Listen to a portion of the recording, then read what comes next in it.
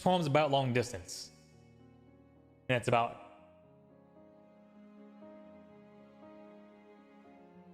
it not working out no matter how fucking hard you want it to work out.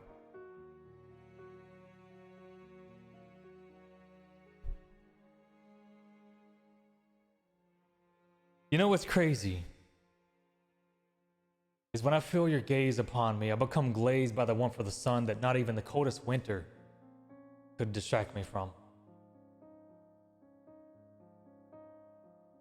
You know what's crazy is I used to think that nothing could ever faze me, that nothing could ever move me like the tides in the moon.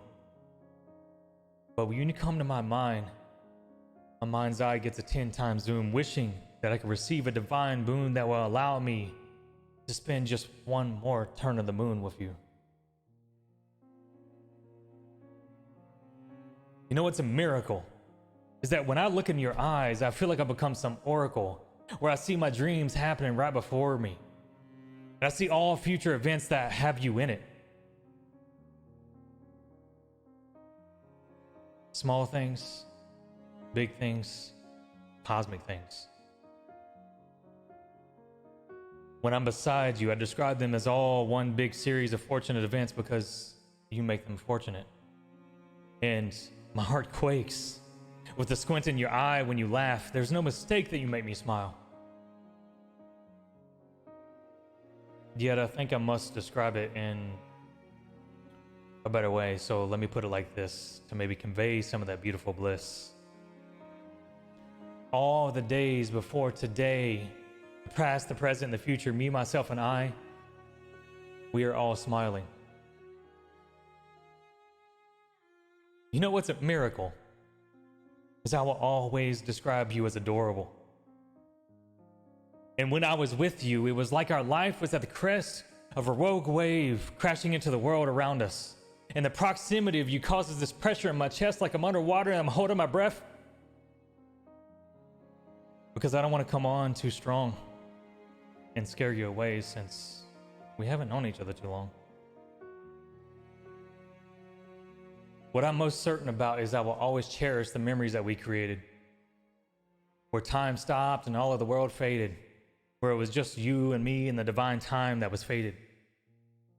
And my admiration for you grew more immense.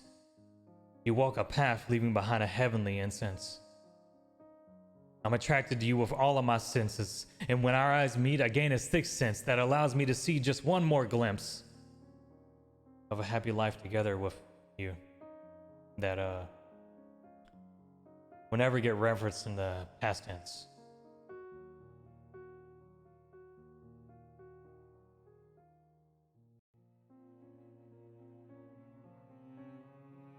You know, it's a tragedy. That time away from you creates a rift, an open bleeding wound. And getting messages from you lends me some stitches, but those stitches will need to be continually groomed until once again we can be in the same room. You know what's a tragedy is if I just go one day without hearing your heartbeat, my longing for you becomes a measurement of gravity. My walk looks like 2 anvils on my bare feet. There's an extra noise when I find my seat. Like, have I really gained that much weight, or is that just the weight of our time apart?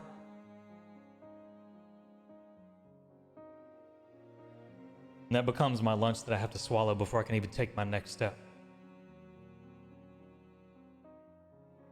You know what is painful?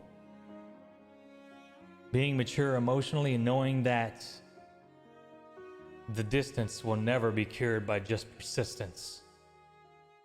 And that eventually it all comes to a stop. Now, hold on. I feel like I might be saying this in too artistic of a fashion. So let me come up with an image that I can flash in. Climb to the top of a skyscraper.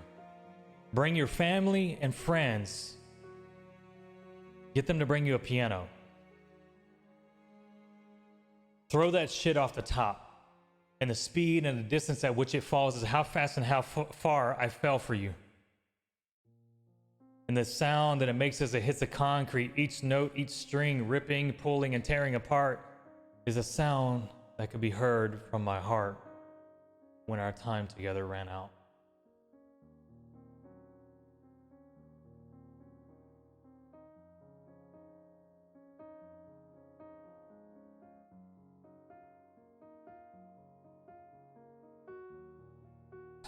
I don't know if you felt any pain or if you had any doubt. And I was too afraid to ask. It's so frustrating to me that even with all of this emotional healing, all this growing and knowing how to stay authentic, I still put on a mask because I got to accept it with some class. No matter what time it hits, it always feels too fast. And I no longer get to cherish our memories as the present, but only as the past.